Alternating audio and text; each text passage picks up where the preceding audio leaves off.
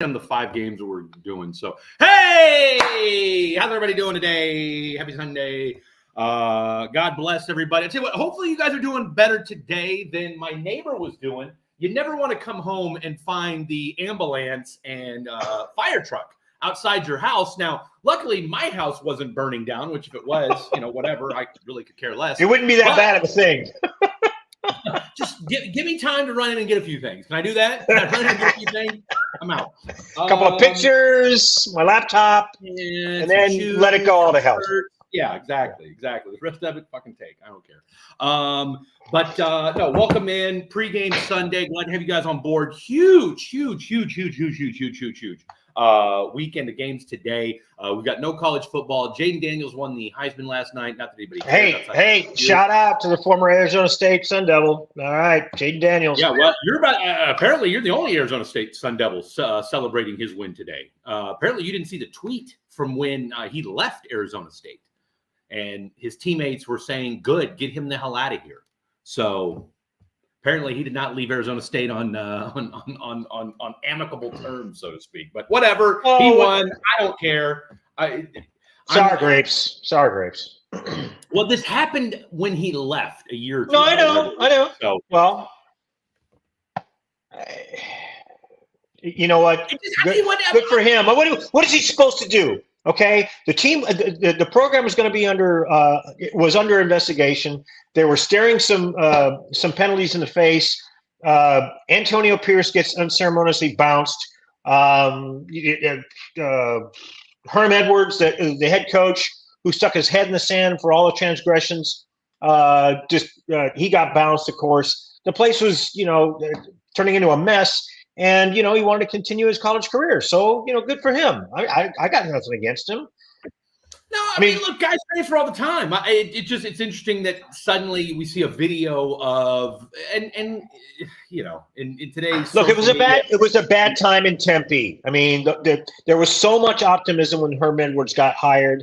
He like I said, he brought an AP. He played to win the game.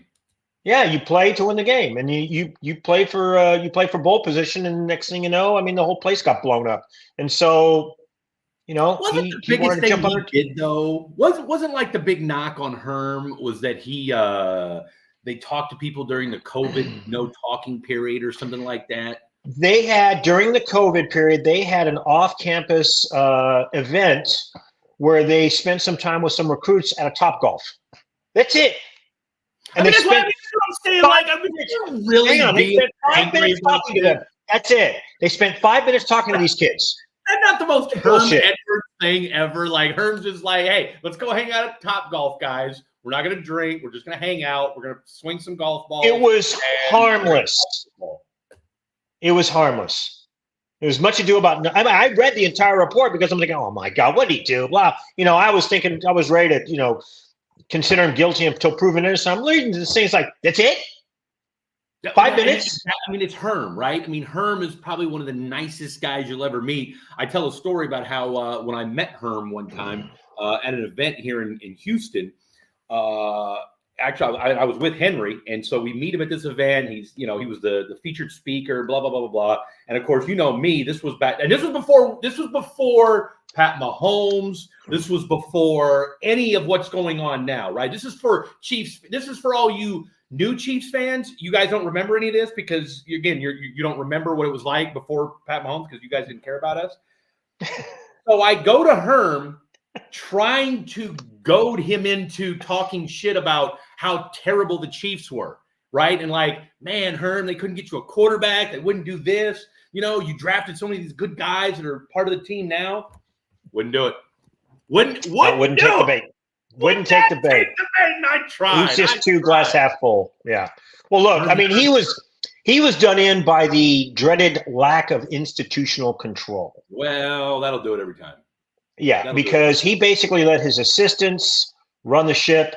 He never bothered to read the NCAA playbook on what to do and what not to do in terms of recruiting and visits and all that shit. Yeah. So, no, he doesn't. He wants to win football games.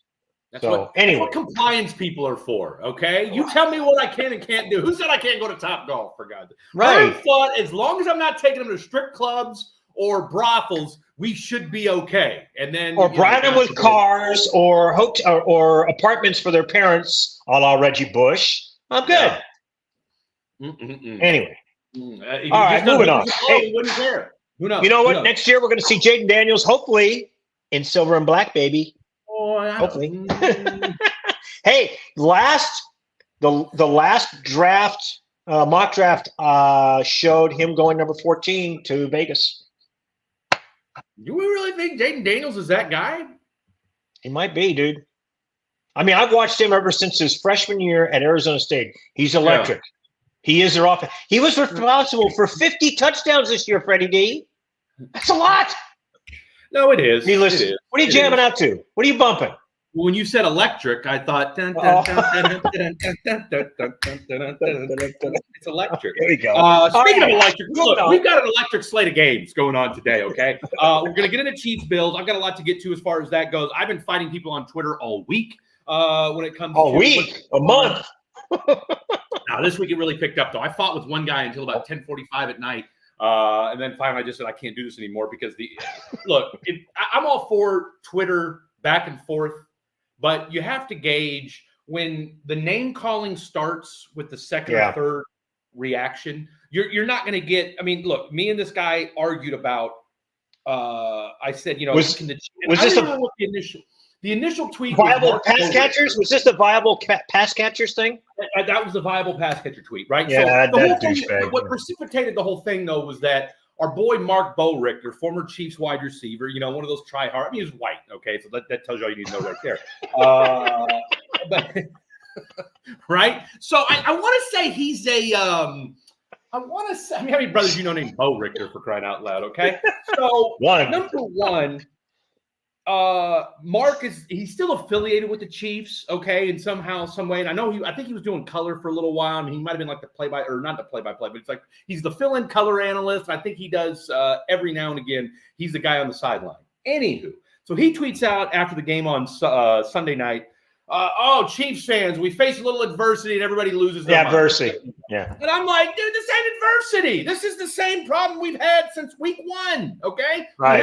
We have no reliable and consistent pass catchers. And then this dude responds, Pacheco, Noah Gray, Rashee Rice, and Noah fucking Gray. Like, bro, are you kidding me right now? Did you just fucking put Noah Gray as a reliable? I wanted to jump in. I wanted to jump in on that because motherfucker, this guy's going on year three, and he's never exceeded more. This is year 3 for him. He's never exceeded more than 5 targets in a game and never more than 3 catches in a game. And he's got a total of 4 touchdowns. That is not a reliable pass catcher. 2 touchdowns this year, right? Right. 4 total in his career. Yeah. I mean, come on, dude. We're not talking Tony Gonzalez, okay? And look, I'm not saying look, and I had to step back a little bit and just, kind of think like, all right, I'm fighting with fellow Chiefs fans. Like we're trying, like we all want to see the same result. We want to see, we want the same things, yeah. And I get it's gotten vitriolic, and really what's happened is with Chiefs Kingdom, as they call it. I'm still not a crazy fan of that name, but whatever. But my problem is that I'm tired of these fans who look.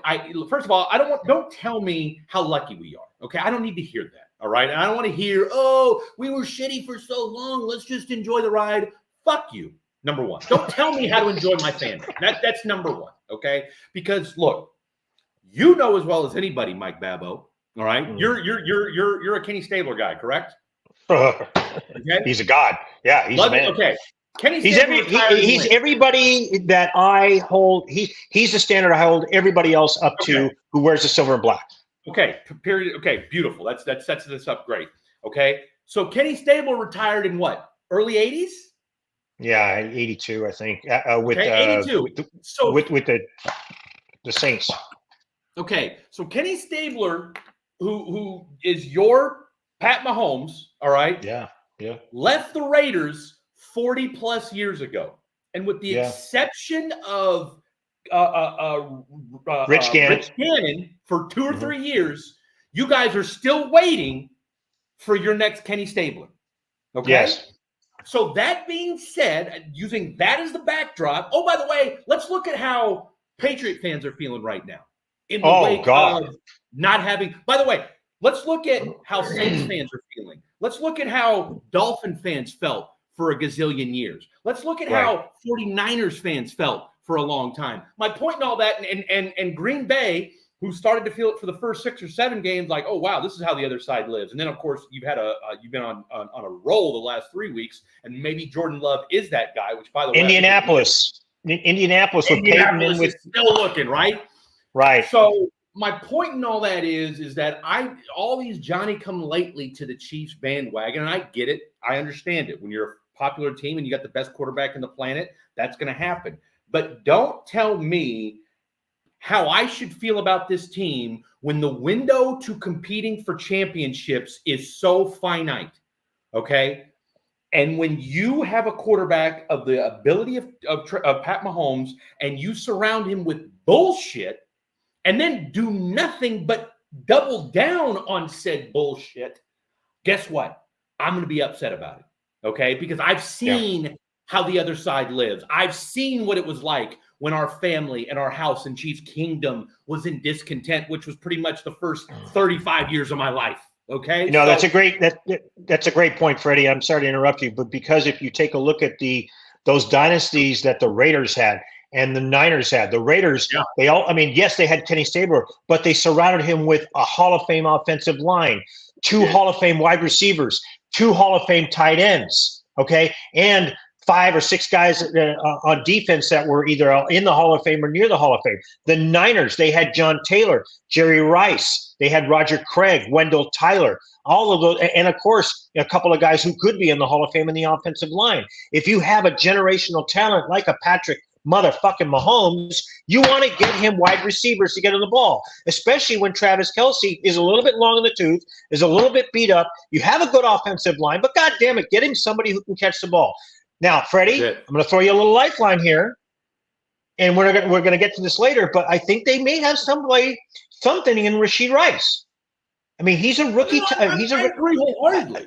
Yeah, I mean, so it's not all doom and gloom, but I hear you. I absolutely hear you. You need more talent around him. You got a defense. Finally, you got a freaking defense that's third in the league.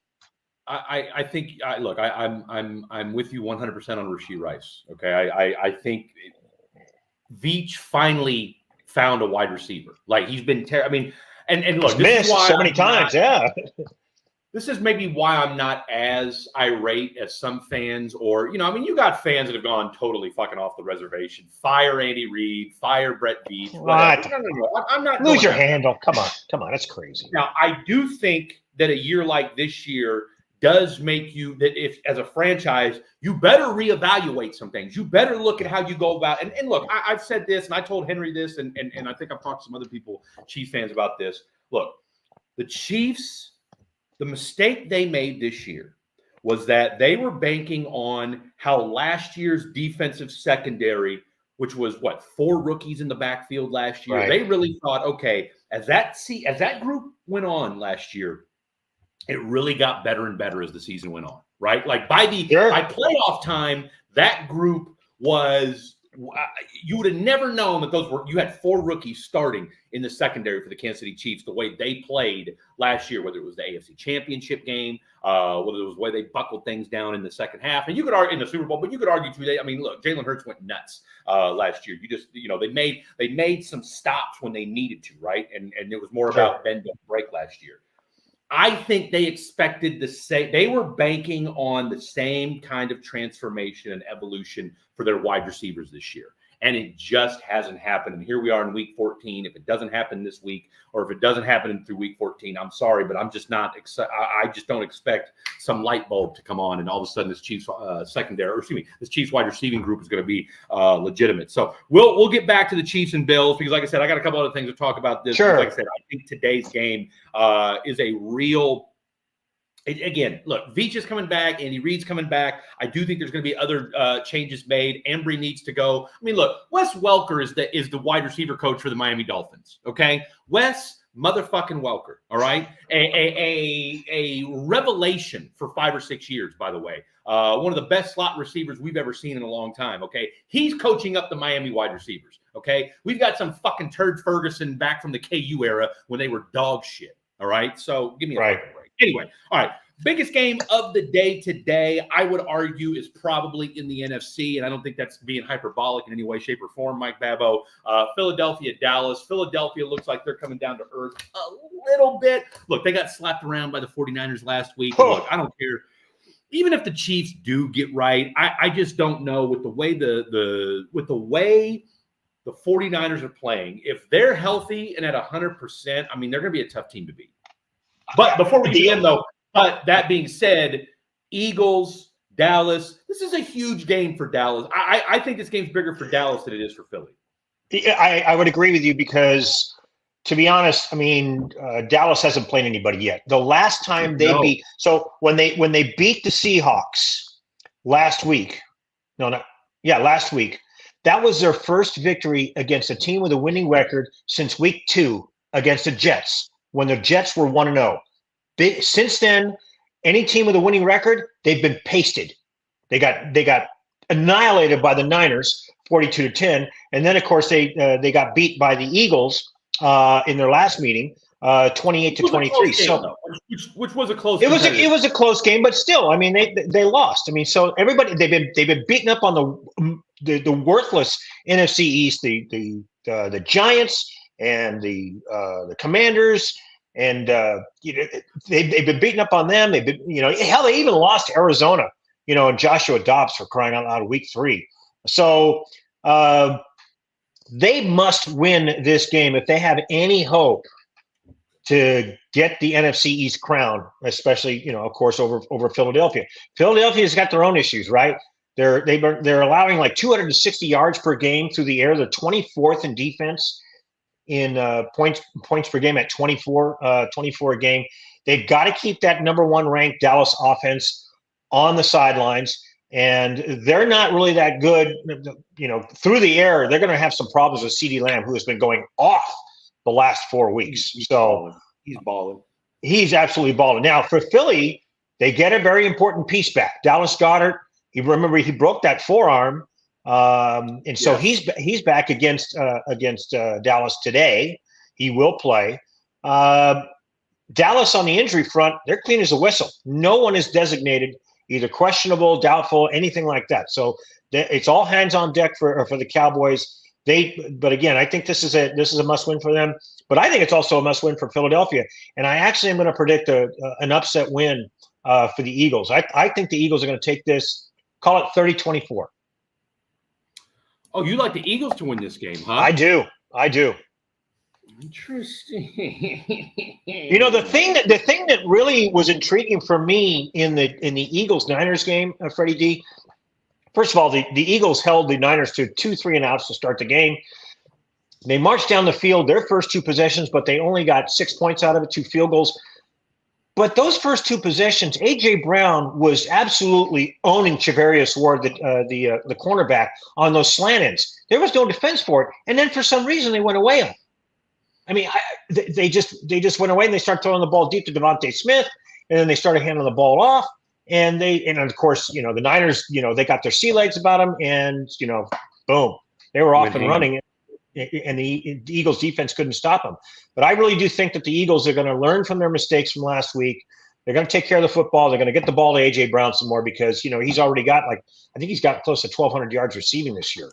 So, he's been going bananas, and I think they need to get him more in the offense and keep getting him the ball. And I think they'll do that, and I think they will beat the Dallas Cowboys in Dallas this evening.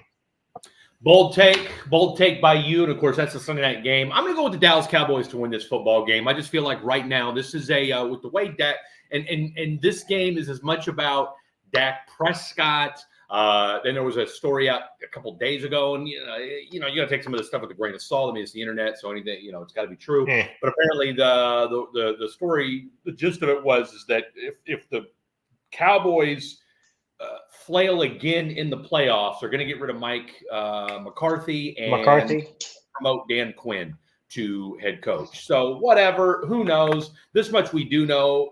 Even with the loss of Trayvon Diggs earlier in the year, the Dallas Cowboy defense has been pretty solid. But to your point, Mike, they haven't played anybody.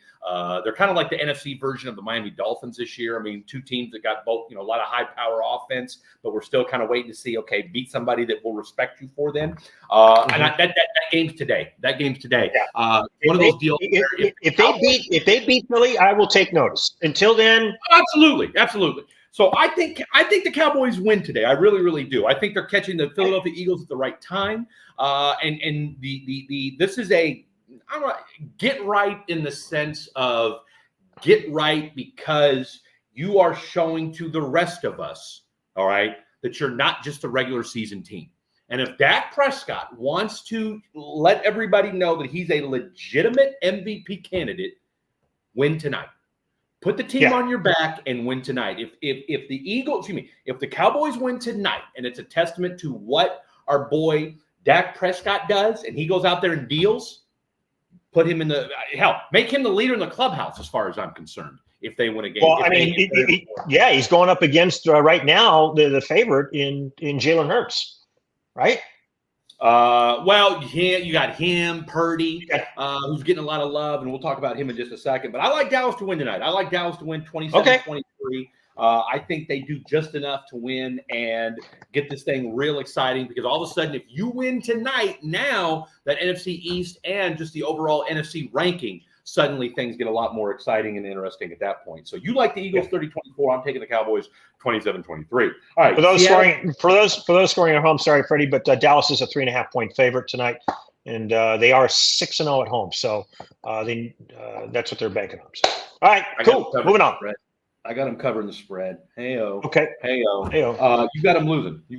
So I got them losing. All right. Cowboy fans, I want you to direct your vitriol towards Mike Babbo after the big win tonight. Seattle and San Francisco. We're going to keep this short. We've already talked a little bit about the San Francisco 49ers. I expect them to boat race the Seattle Seahawks. You know what I'm most intrigued by about Seattle? You know what I'm most intrigued by when it comes to Seattle Seahawks? Oh, I know. Tell me. Who's going to be their quarterback? No, I could care less. Yes, you do. Oh, yes, you do. Who? Because if Geno Smith can't go, then Drew Lock goes. Your Mizzou quarterback actually gets a start in the NFL. Look, I'm all for Mizzou quarterbacks just stealing money from NFL franchises. The Chiefs are doing it as well with Blaine Gabbert. I will say this though, I'm more fascinated by the Jamal Adams saga. Okay, Jamal Adams, who went next level low when he got into it. Some Jets reporter tweeted out and talked shit on Jamal Adams and said, "Yikes," showing him like giving up a big play or something like that in last week's game. So what does Jamal Adams do? He tweets a picture of the reporter's wife and says, "Yikes."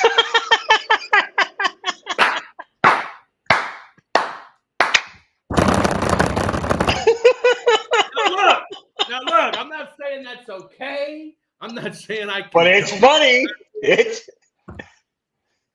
original. It's original. Oh, look. It's and look, he's already deleted the post.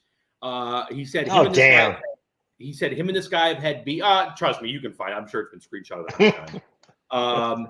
But apparently he said, look, when guys go low, I go lower. Yeah. Jamal Adams catching strays, as the kids say, both on and off the field. That's all I care about. Look, Seattle's done.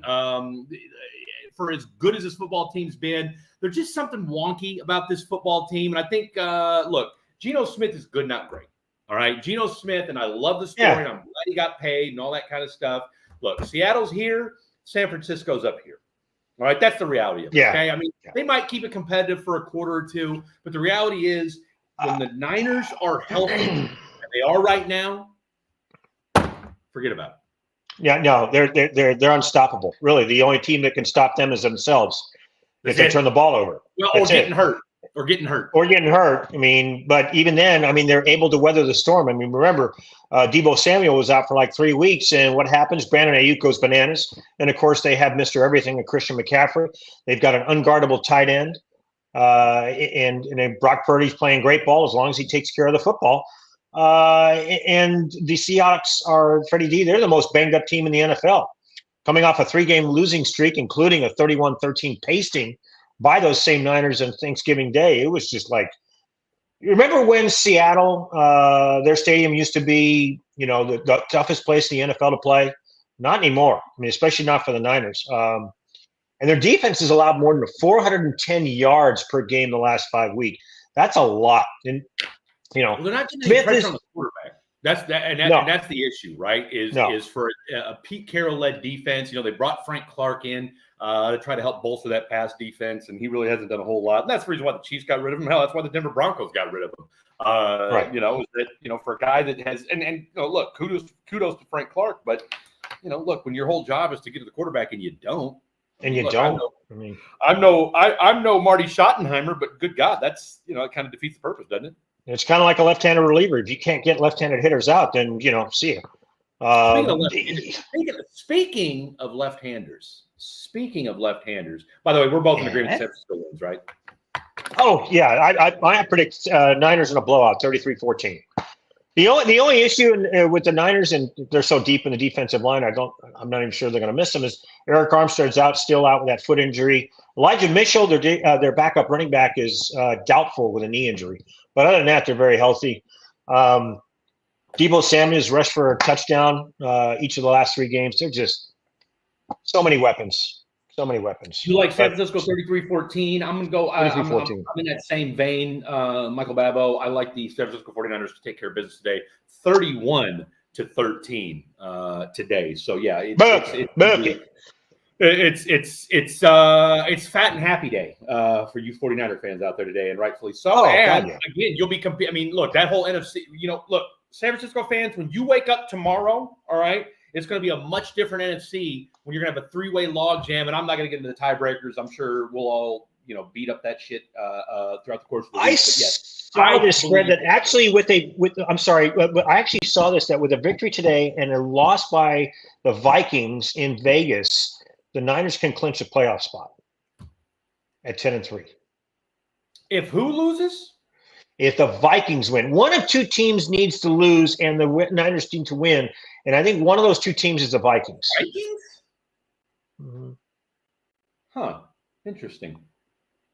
Because remember, there's seven playoff spots up for grabs in each conference. Yeah, that's what I'm saying. But I mean, they're an NFC North team. Whatever. Who gives a fuck? Look, if Mike Babbo says it, then book it. All right. So there you go. San Francisco 49er. But you're not hoping for a Minnesota win, though, right? You're on the other side of that. We'll get to that in just a second. I hate them on many levels this weekend. Well, I was going to say, you loathe them in just every way, in every shape or form. Possible. Anyway. God.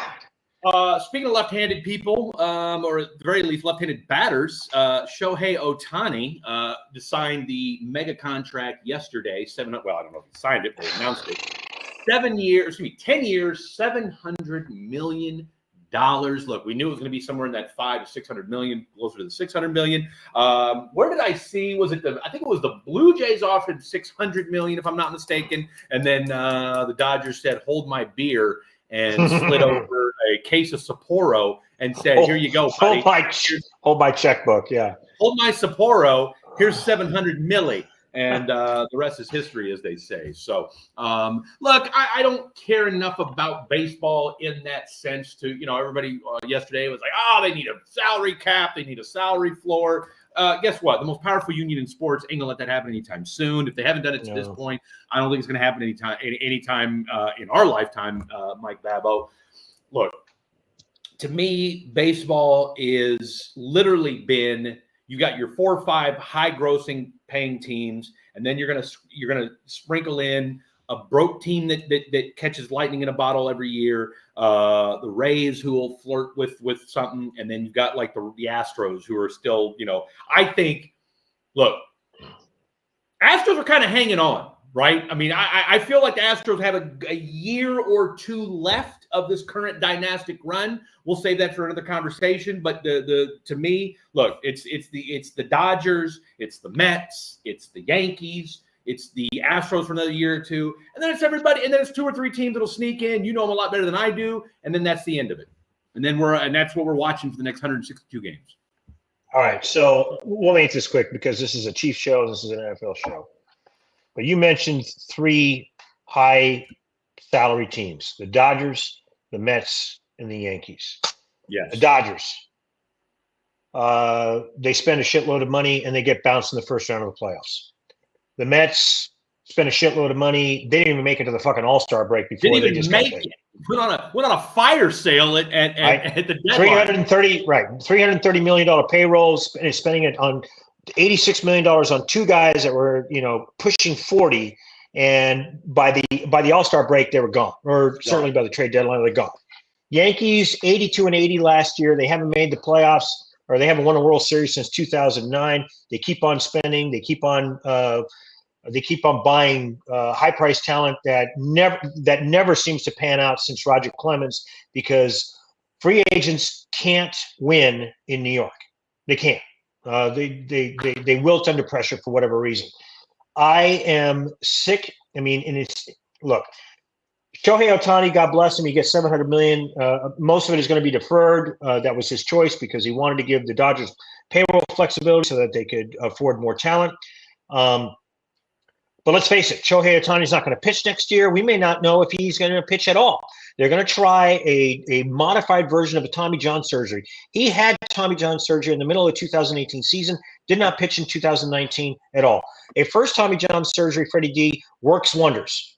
The arm is as good as new or better than new. The second, not so much, okay? And this is a team that is in dire need of pitching. Dustin May, Walker Buehler, Tony Gonsolin, all starting pitchers, supposedly, for the Dodgers, all on the 60-day IL list. They're not even on the 40-man, okay? You're going to rely on 35, soon to be 36-year-old Clayton Kershaw with his back problems and his knee problems, and then you're going to have a patchwork bullpen. Oh, by the way, Blake Trinon, one of your setup guys, he's also in the 60-day IL. This team's problem is not offensive firepower. They got enough. They got MVPs upon MVPs upon MVPs. Mookie Betts, Freddie Freeman, right? They've got broke-ass, what's his name, the right fielder formerly for the Cubs. I mean, he's going to sign another deal with these guys. Will Smith, great catcher. Chris Taylor, a versatile player. But they need – yeah, great. He's going to play second base full-time. But they need pitching, and he's not going to provide it, at least this year. And look, the Dodgers way overpaid. I don't care what reports are out there for the Blue Jays. The Blue Jays still need to pay for Bo Bichette and for Vlad Guerrero Jr. I mean, they've got to keep their homegrown talent. Time and time again, teams spend on free agents, and time again, the studies show spending on free agents doesn't pan out to a championship. Look no further than the San Francisco Giants. Did they win with with Jeff Samardzija or Mark Melancon or Johnny Cueto? No. They won with guys like Tim Lincecum, Matt Cain, Buster Posey, Brandon Crawford, Brandon Belt, all homegrown talent. Bad bum. Matt, I mean, all those guys came from their farm system. The Rangers, well, the Rangers, they paid for Marcus Semien. They also paid for who's the shortstop? I can't remember. Trey Turner. No, Corey Seager. Sorry, but no, Trey Turner went to Philly. But either way, but also they have Josh Jung, first round pick out of Texas Tech, third baseman. All right. They also had Jonah Heim, who they got in a trade when he was a minor leaguer from Oakland. Adolis Garcia, they got in a trade when he was in minor leagues from St. Louis. You have to build from within. You have to build from the farm system. I mean, look, this is a nice get, but only the Dodgers are going to be able to afford this guy. It was always the Dodgers. And so why overpay for him for 10 years? Like you said, 5 years from now, he may not even be pitching. I'll even go one further than that. We don't know if he's ever going to pitch. And so you got to pay $700 million for a DH? That's the killer right there. Look, I think Shohei, and I'm with everybody else, I think Shohei is a tremendous talent. But if he can't pitch, and I'm with you. I don't think there's any guarantee, and that's been in the back of my mind. Which I'm amazed at the number of people. And you know me, I listen to a lot of sports radio, whether it's MLB radio, Mad Dog, and ESPN as well. The number of folks who have backed off, or at least are like, well, he'll be pitching next year, and It's like, are you? Oh, really? You want to bank on that? And let's say he does. And look, I think he's eventually going to pitch. I just don't know, A, how long, and B, how effective he's going to be. And I think that, to your point, Mike Babbo, the fact that, again, this is a second time, and I don't know. I've yet to hear the number of people who have said or given examples of, yes, this guy had a second Tommy John and went on to have didn't miss a beat from where he was at. You can't find them. You can't find them. Brian Wilson. Scary. Brian Wilson, I mean, who's close to my heart. I mean, he went to San Francisco Giants. He had a Tommy John surgery when he was a sophomore at LSU. Yeah. All right. He was great. Won a World Series with the Giants in 2010. By 2012, he was done because he had to have another one. He didn't throw another pitch. So, exactly. Show me someone who had a TJS, a second TJS, and was just as good as new. You can't. And look, this guy's 29 years old and he's throwing a lot. Fucking the Angels, they misused him so badly. I remember a doubleheader this year where he threw like eight innings of one-hit ball, and then the second game they had him as a full-time DH. It's like, you fucking morons. And then of course you see all the reports from Angels fans are crying. 22-year-olds in tears when it was announced. Did you really think that you had a chance at the end of the season? Did you really think when he declined an option? Did his qualifying offer? You mentioned your boy Brian Wilson. Here, let me give you a couple other names, and you'll know these guys. I only know one off this list. Sure. Actually, no, I take that back. I know two. All right, so Nathan Eovaldi is one, right? And he's been good, not great, since he came back. He had a decent season. I mean, he had a decent season with Texas this year. He did. And oh, by the way, his surgeries were 9 years apart. So he had his first one in 2007, his second one in 2016, and so he's 7 years removed from his second one. And like you said, he had a pretty solid run for the Rangers, right? Jamison Tallon with the Yankees. I'll defer to you on that one. Daniel Hudson. Cardinals. My boy Joakim Soria, who was great for the first one and then was never the same after a second one. Mm-hmm. And then a guy that Chris Capuano. Yeah, Brewers, I believe. But that's like 10, 12 years ago, I think, right? Well, that's what I'm saying. Yeah, exactly. His second surgery he had his first one in 2002 and his second one in 2008. So that's what I'm saying. Like, and this was an article that came out in August. So these are the 5 pitchers that they were able to come up with that have had solid comeback seasons after a second one. And by the way, we're talking about Nathan Eovaldi, none of these names are any that are sitting there striking fear in the heart of anybody. They're like, oh wow, this guy really came back and was that guy afterwards. And none of these guys are two-way stars that they're expected to they're going to perform next year. Right. And none of the, I mean, we're talking about a guy who's going to have a second Tommy John surgery in 5 years at the age of 29 with a lot of miles on that arm. Danger, Will Robinson, danger. I mean, I could have seen it. I could have seen it more with the Yankees because they need left-handed hitting. Their lineup is so fucking flawed. But the Dodgers, who need so much pitching, they need quality pitching, and then they get this. I mean, they get this guy and they overpay. I don't see the sense in it. We'll see. All right. So my hot take of that is that in 5 years, he will not be pitching any longer. Boom, book it, take it to the house.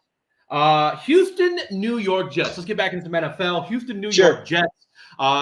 This should be an interesting contest. I think this game's going to be a lot closer than people think. Number one, the Texans have no Tank Dell. Noah Brown's coming off injury, which that pretty much is the case for him. You've got no Dalton Schultz either. So it'll be interesting to see kind of what the offensive game plan is this weekend against a very just emotionally battered and bruised New York Jets team. One story we heard this week was that they came back to Zach Wilson and said, "We need you to start." And he said no. Then he came back and said he never said that. And then, of course, Aaron Rodgers on the McAfee show and said that, shame on the Jets brass for leaking all this. Look, it doesn't matter what, who, how was said.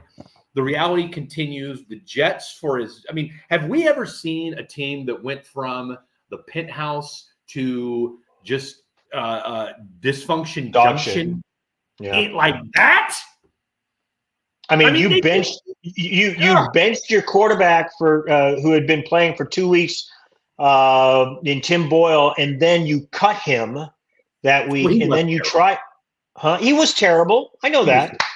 But for you to say for Robert Saleh to say, yeah, we feel that Tim Boyle gives us the best chance to win, and then 3 weeks later you walk back that and say that Zach Wilson gives us the best chance to win, and then you cut the guy, Tim Boyle, after bringing in Trevor Siemian, who was just terrible in his own right. I think Robert Saleh, as much as I like Robert Saleh as a defensive coordinator for the Niners, he could be in the hot seat right now. The way he's managed this, Joe Douglas is terrible as a GM because everybody knew going into the season that the Jets' offensive line was a mess. Yeah, you stick in 39-year-old Aaron Rodgers and behind that offensive line, and you expose him to injury. And sure enough, 4 plays into the season, he's out. And then you bring in for the third time, Zach Wilson, who, by all accounts, you don't have any confidence in. And you bring him back in. This is his 4th time, I think, being a starter. Now, Breece Hall is also questionable, but he's supposed to play with his knee injury. Jet fans are ready to just jump out the window. After so much optimism, going into the start of the year, I really feel for them. It's just the Texans, the only thing that keeps them from absolutely blowing the Jets out the door is all the injuries that you mentioned. But, I still think C.J. Stroud gets it done. I think the Texans win 20-6 here. I agree. Yeah, I'm with you. I think it gets done as well. And I think you've got a legit hot seat consideration for Robert Saleh, especially, with the way he's handled everything. And for a guy that is look, he's a rah-rah motivational guy, but when it comes to just having I just don't have any confidence in his direction of the team and just the way he's handled it. I mean, look, bro, I get it. On one hand, you're trying to salvage the locker room, but you kind of, that ship's kind of sailed a little bit, right? Like, we saw what you did last year. We've seen the way Zach Wilson's played, and I think it's been a market improvement. But the fact that you went in with Tim Boyle and Trevor Siemian as backups, and there were other options out there. I mean, look, I'd almost damn near say, you know what? Why don't you just roll out Cap at this point, just for shits and giggles? I mean, if we're going to go all the way, let's do it. Let's see some Colin Kaepernick and see what the fuck happens. I like Houston to win today. I think it's going to be, like you said, I think it's going to be a little ugly, but I like them to win today, 24-17. You think the Jets are going to score 17? Maybe a pick 6, huh? Or 2? I wouldn't be surprised if Zach Wilson goes out and just, he's got nothing to lose. Literally, he's got nothing to lose. No, because free agent at the end of the year, that they're not going to re-sign him. At the same time, and I can understand his reluctance to be out there because his offensive line sucks, and he doesn't want to get hurt and jeopardize a big payday next year. Because let's face it, there's only 32 jobs in the NFL for quarterbacks. Big and big might be. We gotta look at the context when you say a big payday for Zach. All quarterbacks are overpaid. Yeah, but he's gonna get market value. Okay. Okay, so maybe let's scratch the word big. He'll get a payday. I wouldn't be surprised. I mean, what would you offer him? 2 year, $10 million? He'd get more than $5 million a year. That's still a lot of money. Listen, I mean, if Mitch Trubisky can get a backup job, I mean, everybody's only one play away. Get a backup job. Here, I'll tell you what. Let's do this. Top paid backup QBs. Isn't the internet great? In the meantime, while you're looking at that, I mean, dude, Trey Lance is making 8.52. Now, granted, he's on a rookie deal. Dude, your boy, okay, you mentioned Mitch Trubisky. Mitch Trubisky's making $5.62 million this year. Okay? So there you go. We know how that's worked out. He's a shit show. I would argue Zach Wilson is better than Mitch Trubisky. He is, because Zach Wilson doesn't have an offensive line worth a shit. At least the Steelers can pass block. He's just fucking terrible. He's not good. He's not good. Give me your score. He's fucking terrible. Give me your score. All right. Anyway, moving on. Which one do you want to go next? Give me the score of the game. I already said 20-6 Texans. 20-6. 20-6. Big day from Greg Zuerlein for Mike Babbo. Greg the leg. That's right. Greg the leg. Jacksonville, Cleveland. I'm going to go ahead. Where's this game at anyway? This is at Cleveland.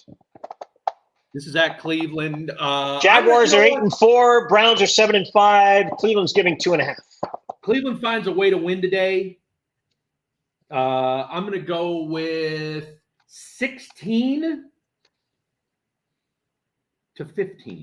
16-15, Cleveland. That's right. Oh, my God. T-Law's a game-time decision. I think he's going to play. Travis Etienne, the running back, I think he's got some rib injuries. Just as concerning as Dearness Johnson, the backup. He's questionable. Of course, the big blow is losing Christian Kirk to a groin injury. Groin injury. That first goddamn pass play, which almost killed me in fantasy. That was a bad loss at home. And they left the door cracking open a little bit for the Texans to take the division crown, Freddie D. So I think they get it done. Let's call it 23-16 Jaguars. I just think that the Browns, their offense, they've been averaging, I think, less than 20 points a game, and they're averaging less than 100 yards rushing the last 3 weeks. Amari Cooper cleared concussion protocol, but he's still kind of banged up a little bit. The Joe Flacco era continues, buddy. P.J. Walker, given his walking papers. DTR, he just comes off of the concussion protocol, so he's the backup right now. But if Flacco gets hurt somehow, then they're going to leave it up to Robinson to take the reins. I just don't see the Browns coming away with a victory on this one. I think the Jacksonville Jaguars do just enough to win this game. Okay. I like I said, you got so you got Jacksonville 23-16. I got Cleveland 16-15. Yeah. All right, last game before we finally and we'll start wrapping this up. Vegas and Minnesota. This game's in Las Vegas. I like the Raiders in a big bounce back performance today. Aiden O'Connell, look, you had a bye week last week, and again, they're still theoretically in the playoff hunt. Now they're going to have to win a lot of games out in order for this to happen. And, oh, by the way, Antonio Pierce, who, again, I think he's been good for the Raiders. I don't know that he's been, knock my socks off good. So it's not like he's the leader in the clubhouse when it comes to being the next head coach for the Las Vegas Raiders, nor should he be. I think it's one of those deals where if you're Mark Davis, you need to do an exhaustive search because as you and I have talked about, this is a legacy-defining hire that he's going to make. You got to get this one right. You got to get this one right. Absolutely do. Sure. Now, I get it. Minnesota's got Justin Jefferson back. Last I checked, Josh Dobbs, who now that we've kind of gotten back to the reality that he's just a very average at best quarterback, and the good vibes of the first two games are now over. I like Las Vegas to do just enough to win an ugly game between two middling franchises today. I like them to win 20-17. Well, Freddie D, not so fast. The Vikings suffered a bad loss at Chicago, 4 turnovers. They had only 240 yards of offense. Both teams are coming off a bye here. There was actually question after that loss whether Josh Jacobs was going to keep his job. Apparently he is. Like you said, Justin Jefferson comes off IR. Interesting story. Last Friday night, Wes Phillips, their offensive coordinator, was arrested and booked on a misdemeanor DWI. I saw that. But he is traveling with the team after speaking with the NFL. They don't have any significant injuries. The Vikings don't. And this is the first of two matchups against AFC to end the season. And then they host Detroit, then they're at Green Bay, and then they're at Detroit to end the season. So it's really necessary for them to feast on a team that, let's face it, offensively challenged that the Raiders are. They are 27th in the league in scoring at less than 17 points a game. Their defense has gotten a lot better in the last couple of years, but they're still in the middle of the pack. They're allowing 21 points a game. Here's the thing. They are 1-5 in their last 6 meetings coming off a bye. Okay. Not good. Aiden O'Connell, the rookie quarterback out of Michigan State, he's improving, but the offense needs to have more of a sense of urgency. They need to have more of a what the fuck attitude, Freddie D. They do. The last 2 losses at Miami and against Kansas City, those were winnable games. But they took their foot off the pedal. That 4th and 1, instead of going for it, they tried a 30-yard field goal. You're not going to win against the Chiefs playing field goals. No. Okay? I mean, they should have gone for it. I don't even care if they don't get it. At least you have this mindset, fuck it. We know what we're up against. And I just don't know if the offense can have a sense of urgency. Can the D step up for an alien Max Crosby? He's questionable with that septic knee, but he's going to play. He's like, hey, if I got a heartbeat, I'm going to play. God love him for that. But he's not going to be 100%. And will Tyree Wilson finally show up? Probably not. Okay? Probably not, because he is who he is. This is week fucking 14 of the NFL, okay? Can they put pressure on Dobbs before he finds Justin Jefferson? My answer, no. I don't think they can. Colton Miller, their left tackle, out again with a shoulder injury. Brandon Faison, defensive back, out with a shin injury. My prediction, the Vikings blow out the Raiders 32-16. Oh, 32-16. What a beatdown. I just don't think that the Raiders have enough offensive. Now, unless Bo Hardigree, the offensive coordinator, starts really going for broke here. And I'm not talking about gadget plays. I'm not talking about flea flickers and shit like that. Okay. You have the offensive talent to match with the Vikings. You do. Okay. Just when it's 4th and 1, when it's 4th and 1.5 feet, you got a 6'1", 210-pound quarterback. Run the goddamn quarterback sneak and let's get on and let's get moving. Okay. But I don't think they're going to do that. And if they don't do that, then I think the Vikings blow them out, because I don't think they have enough to keep up with Justin Jefferson. By the way, for those of you scoring at home, Tyree Wilson, the Raiders' first-round draft pick this year, born in Anchorage, Alaska, for those of you scoring at home. Anchorage, Alaska. Not a football house. Mike has no faith in his team, and it shows. All right, last but certainly not least, the Kansas City Chiefs and the Buffalo Bills. And Mike, look, we almost need another hour for this, but I'm going to condense it down in the next 3 or 4 minutes, because you and I touched on this a little bit before the show, or at the beginning of the show. And so, look, you've got MVS, who was there was a reporter from one of the Chiefs, or excuse me, from one of the Kansas City stations, who and look, it was a terrible question. I understood where he was trying to go with it, but if you're going to ask a tough question to an athlete or anybody, don't beat around the bush. Okay, don't assume that they're going to understand what you mean, and then all of a sudden it goes from you've got an idea what you're trying to say to suddenly it gets real awkward real quick. And that's exactly what happened. And of course, Chiefs fans, understandably so. I mean, you're talking about MVS, who's one of the top, I think, 15 or 20 top paid wide receivers in the NFL. He's making around $10-11 million a year. And of course, he certainly hasn't been worth it for the Chiefs this year. And so one of the Chiefs, a Kansas City reporter asked him, tell me about, how hard it's been this year and kind of what the difficulties. And he goes, and MVS is like, what are you talking about? He's like, what do you mean? And the guy goes, well, like the drops and the adversities and the struggles. And he's like, I don't know what you're talking. He goes, I don't worry about that. He goes, I don't really know what you're talking about. And we're moving on. And this isn't, we're not, I don't think about that. It's the NFL. And so, of course, everybody jumps on and says, oh, see, this is the problem with MVS. Doesn't take responsibility. Look at Pat Mahomes. He says he's going to get better. MVS.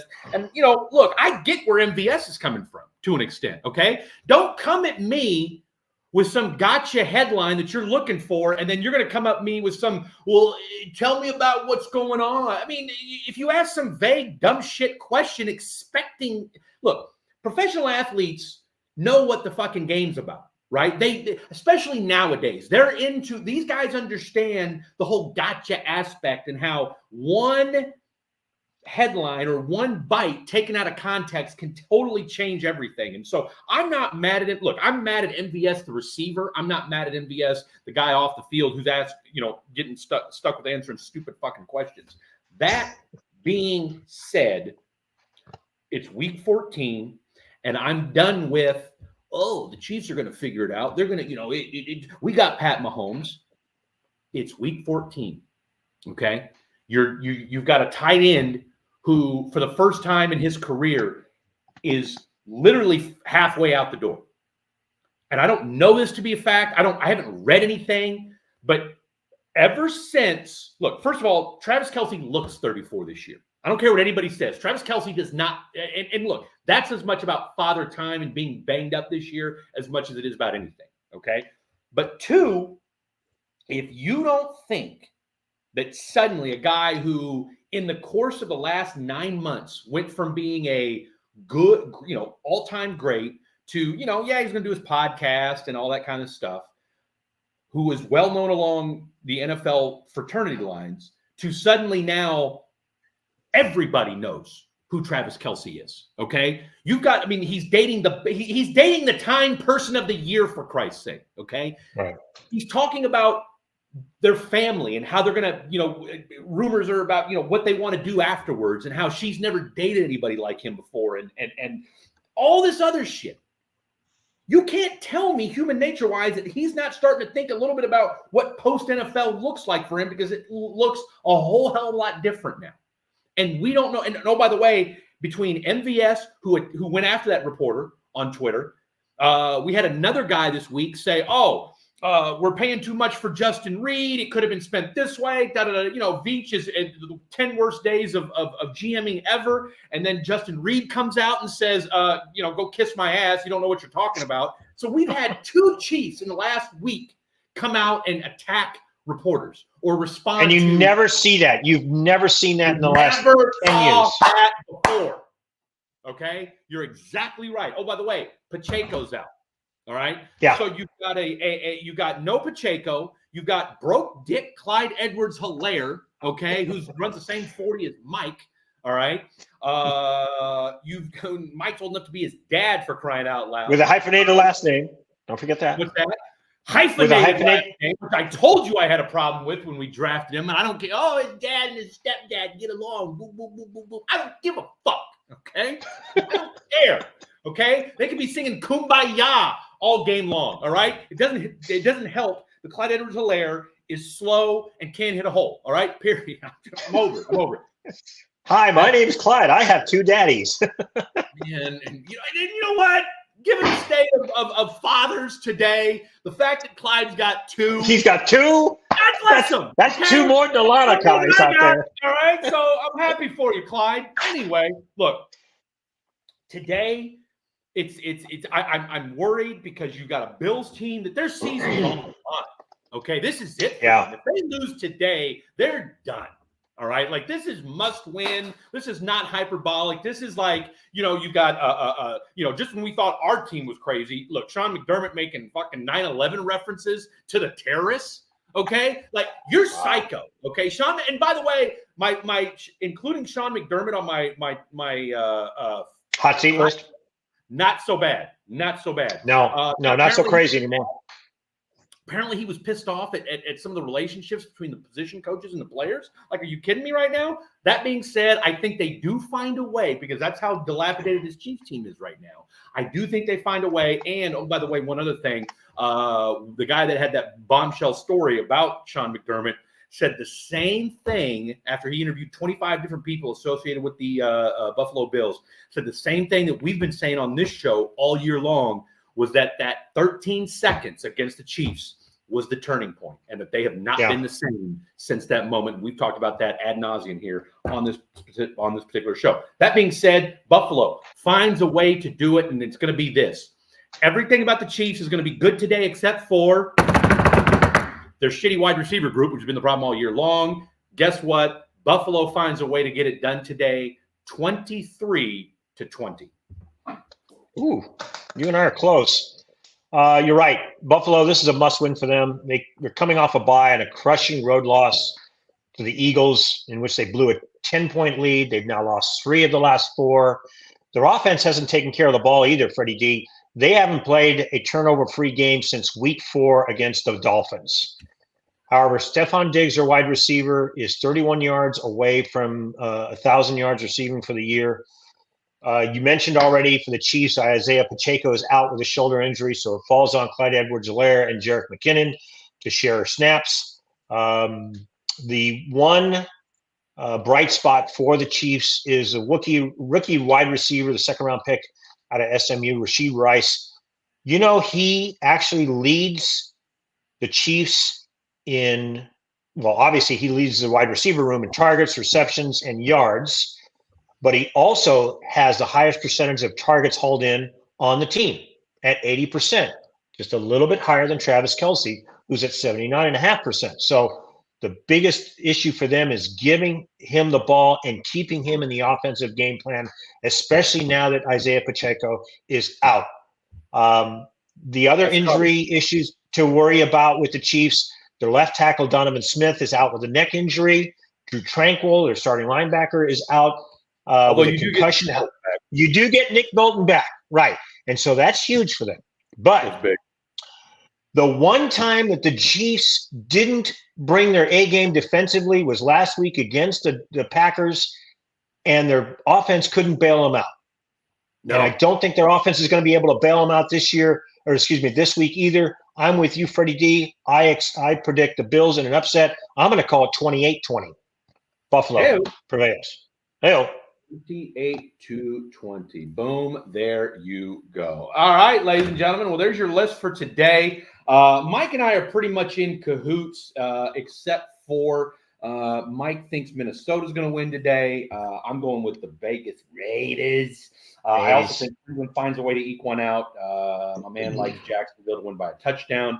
And then we do not see eye to eye on Dallas and Philly. He likes Philly to win 30-24. I think the Cowboys get it done 27-23. Make sure you give us a follow at the Bit of Mike, at the Freddie D on both Instagram as well as on the old X platform as well. And I'm telling you right now, be sure we've got a good week ahead. We will have a Wednesday show this week. Booking it right now, just letting you know. So get ready for that. And of course, we're working on, maybe we'll get our boy Henry Thomas to jump on with us as well, kind of give us because we're gonna have a huge recap week for what we see today. So any parting shots from you, Mr. Michael Babbo? No, Freddie D, just remind all the visitors out there, listeners out there, to set your fantasy lineups, set your survivor lineups, and good luck this week, because right now this is week 14, and I think in most cases this is the last week of the regular season for fantasy football managers out there. So pick wisely. There's only 2 teams on a bye this week, Arizona and Washington, I believe. Really, nobody offensively to worry about. This will be very interesting to see. We're going to start seeing who's in, who's out. I think the Carolina Panthers are the only ones mathematically eliminated from playoff contention, as crazy as that sounds. A lot of wide open division races out there. So good luck to everyone, and we'll see what happens. Always a good time, and of course, obviously, we'll be excited about what happens. And then, of course, you got 2 Monday Night Football games tomorrow night, so plenty of football. Get your minds right, and that's all we've got on our end for the one, the only bit of Mike Babbo. I'm still that dude, Freddie D, from H-Town, Kansas City, San Antonio, and all points in between. Everybody, enjoy your Sunday football. We'll see you next week. Good day. God bless. See ya. Boom.